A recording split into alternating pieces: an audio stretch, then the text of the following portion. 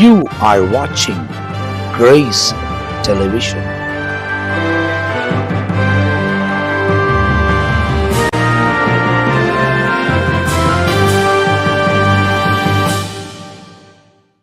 ஆண்டவரும் மறுமரட்சகரமாக இருக்கிற இயேசு கிறிஸ்துவின் நாமத்தில் இந்த காலை நேரத்தில் உங்களுக்கு அன்பின் வாழ்த்துக்கள். மறுபடியுமாக இயேசுவோடு பேசுகின்ற நிகழ்ச்சியில் உங்களை சந்திப்பதில் நான் மிகுந்த மகிழ்ச்சியாக இருக்கிறேன். கர்த்தர் நம்மை ஆசீர்வதிக்கிற தேவனாக இருக்கிறார்.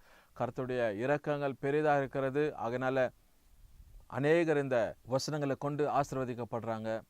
இந்த நிகழ்ச்சி நிமித்தமாய் பல குடும்பங்கள் இன்னைக்கு மகிழ்ச்சிக்குள்ளாகிறது. குடும்பத்தில் இருக்கிற குழப்பங்கள், பிரச்சனைகள் மாறி நல்ல ஆசீர்வாதமான வாழ்க்கையை அவங்க தொடர்கிறதாக எங்களிடத்தில் அநேக விதத்தில் பகிர்ந்து கொள்கிறாங்க.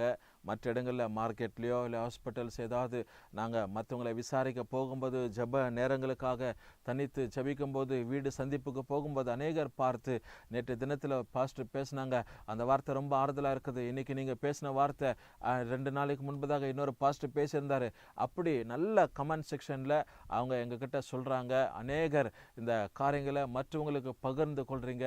வெளி தேசத்தில் இருக்கிறவங்களுக்கும் மற்ற மாநிலங்களில் இருக்கிறவங்களுக்கும் நீங்கள் உங்கள் உறவினர்களுக்கு இதை பகிர்ந்து கொள்வது ரொம்ப மகிழ்ச்சியாக இருக்குது. இன்னும் நீங்கள் இந்த கிரேஸ் டெலிவிஷனை ஆப்பை நீங்கள் டவுன்லோட் பண்ணலன்னா பண்ணிக்கொள்ளுங்கள். இந்த டிவி சேனலை subscribe பண்ணிக்கொள்ளுங்கள்.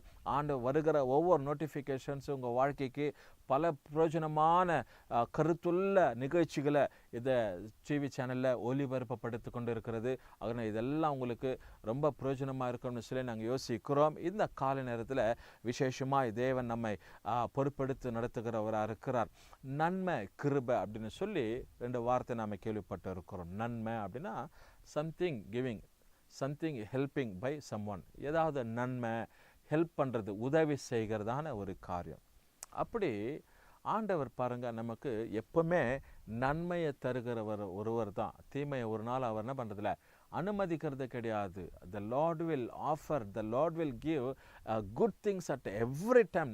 He will not give a bad or unwanted things in our life. நம்முடைய வாழ்க்கையில் தேவையில்லாத தகாத காரியம், ஒரு காரியத்தை ஆண்டவர் என்ன பண்ண ஒரு நாளும் கொடுக்க மாட்டாரோ, அனுமதிக்க மாட்டார். தேவன் நம்முடைய வாழ்க்கைக்கு எல்லாவற்றையும் நன்மைக்கேதுவாக லாபகரமான ஒரு காரியங்களை நம்முடைய வாழ்க்கையில் தருகிற தேவனாக இருக்கிறார். வேதத்தில் ரொம்ப பிடிச்சமான பகுதிகள் எல்லாருக்கும் உண்டு. சிலர் நாம் என்ன பண்ணுறோம், 91ஆம் சங்கீதம், அதுக்கு பிற்பாடு 121ஆம் சங்கீதம், அது 1ஆம் சங்கீதம், 23ஆம் சங்கீதம், 128ஆம் சங்கீதம், இதெல்லாம் மனப்பாடமாக வைத்து நம்ம வீட்டில் ஜபிக்கும் போது, தனிப்பட்ட ஒரு நேரத்தில் ஜப நேரத்தில் கர்த்தரை துதித்து ஆராதிக்கும் போது இந்த வசனங்களை நமக்கு ஞாபகத்தில் வைத்து அதை சொல்லி நாம் ஜபம் பண்ணுவோம். அது நம்முடைய வாழ்க்கைக்கு பிரயோஜனமாக இருக்கும். அப்படி போல் இந்த காலை நேரத்தில் சங்கீதம் 23 ஆண்டவராகிய தேவன் அருமையான வார்த்தையை தாவீது கொண்டு எழுதுகிறாரு. இங்கே ரொம்ப சுலபமாய் நமக்கு எல்லாருக்கும் தெரியப்பட்ட ஒரு வார்த்தை பாருங்க. என் ஜீவனாலெல்லாம் நன்மையும் கிருபையும் என்னை தொடரும், நான் கர்த்தருடைய வீட்டில் நீடித்த நாட்களாய் நிலைத்திருப்பேன். What a beautiful word is written in the Psalms 23 verses 6. I'm going to read it again. என் ஜீவனுள்ள நாளெல்லாம் நன்மையும் கிருபையும் என்னை தொடரும், நான் கர்த்தருடைய வீட்டில் நீடித்த நாட்களாய் நிலைத்திருப்பேன்.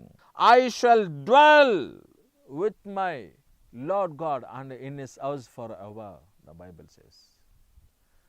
ஜீவனுள்ள நாளெல்லாம் நன்மையும் கிருபை, இந்த பூமியில் வாழ்கிற நாள் எத்தனை ஆண்டு இருக்குதோ, எத்தனை மாதம் இருக்கோ, நன்மையும் கிருபையும் என்ன பண்ணுறோம், பின்தொடர்ந்து கொண்டே இருக்கும்.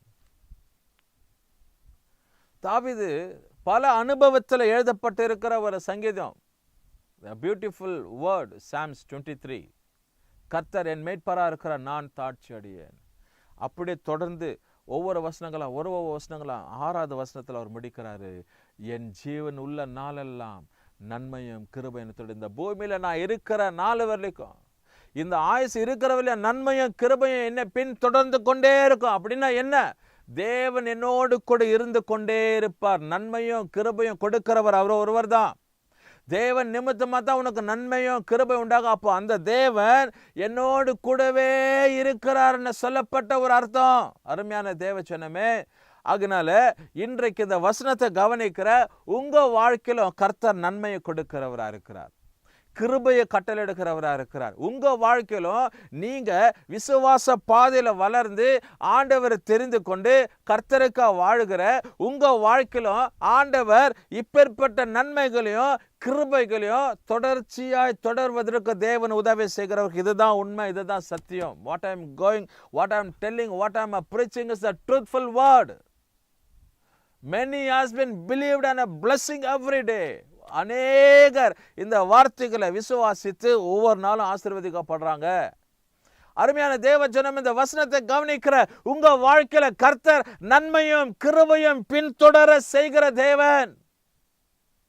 அதனால நன்மை கிருபையை பின்தொடரும். கர்த்தருடைய வீட்டில, கர்த்தருடைய இடத்துல, கர்த்தர் உனக்கு நியமிக்கப்பட்டிருக்கிற, கர்த்தர் நமக்காக வச்சிருக்கிற அந்த இடத்துல நீடித்த நாட்களாய் நாம் நிலைத்திருப்போம். அப்படின்னா என்ன அர்த்தம்? இந்த வாழ்க்கை, உலக வாழ்க்கை, இந்த பூமிக்குரிய இந்த கூடாரம் நமக்கு நிரந்தரம் இல்லை, அந்நிரந்தரம். It is a temporary world. அந்நிரந்தரமான ஒரு வாழ்க்கை வாழ்ந்து கொண்டிருக்கிறோம். அந்நிரந்தரமான உலகத்துல நாம ஜீவித்து கொண்டிருக்கிறோம், நிரந்தரம் இல்லாதபடிக்கு. தேவ பிள்ளைகளை, அப்போ கர்த்தர் இந்த நிரந்தரம் இல்லாத ஒரு வீட்டிலிருந்து நம்ம கொண்டு போயிட்டு என்ன பண்றாருன்னா, நிரந்தரமா இருக்கிற ஒரு இடத்துல நம்ம சதாவாய் வைத்து கொள்ள போகிறவர். அதனால தான் ரொம்ப அழகாய் தெளிவாய் எழுதப்பட்டிருக்கிற ஒரு வார்த்தை, நான் கர்த்தருடைய வீட்டில நீடித்த நாட்களாய் நிலைத்திருப்பேன். Forever I shall dwell with my Lord God in his house forever. நித்தியம் நித்தியமாக நீடித்து நீடித்து நான் இருப்பேன்னு சொல்லி அருமையான இந்த வார்த்தையில தாவீது ராஜா எழுதப்படுகிறார். இன்றைக்கு இந்த உலகத்துல இருக்கிறவரிலும் தாங்க பாடுங்க. உலகத்தில் இருக்கிறவரிலும் தான் நமக்கு அவமானம், உலகத்தில் இருக்கிறவரிலும் தான் நமக்கு நெருக்கடி, உலகத்தில் இருக்கிறவரிலும் தான் நமக்கு போராட்டம், தவிப்பு, பலவிதமான சூழ்நிலைங்க. கர்த்தரிடத்தில் இருக்கும்போது ஒரு காரியத்தையும் கர்த்தர் நமக்கு விரோதமாக செயல்படவே மாட்டார். தேவன் எல்லாவற்றையும் ஆசீர்வாதமாக நடத்துவார், லாபகரமாக நடத்துவார். இந்த நல்ல தேவனோடு கூட யுகாயுகமாக நீடித்து இருப்பதற்கு இந்த அந்நிரந்தரமான உலகத்துல தான் போராட்டம், தவிப்பு, வாழ்கிற நாட்களில் பொறாமை, பொச்சரிப்பு. இவங்க நல்லா இருக்கிறாங்க, அவங்க நல்லா இருக்கிறாங்க, இவங்க வீடு கட்டிட்டாங்க, அவங்க வீடு கட்டிட்டாங்க, இவங்க வாகனத்தை வாங்கிட்டாங்க, அவங்க வாகனத்தை வாங்கிட்டாங்க, அவங்க பெண்ணுக்கு திருமணம் ஆச்சு, இவங்க பெண்ணுக்கு திருமணம் ஆச்சு, எங்க குடும்பத்துல எல்லாம் அப்படியே இருக்கிறோம்னு சொல்லி போராமைங்க, பொச்சரிப்புங்க, வாக்குவாதம், தர்க்கங்கள், கசப்பு, வேற்றின்மை, முகத்தை திருப்பிக்கிறது, முகத்தை சுளிக்கிறது, கஞ்சாட பண்றது, விதட்ட பிதுக்கிறது, இதெல்லாம் இப்படி நடந்து கொண்டு இருக்கிற பூமியில் இருக்கிறவர்ல தான். இந்த பூமி விட்டு நம்ம போயிட்டு பிற்பாடு நத்திங் வி கேன் டேக், ஒன்றும் கிடையாது, ஒன்றும் நம்ம கொண்டு போக போறதில்லை.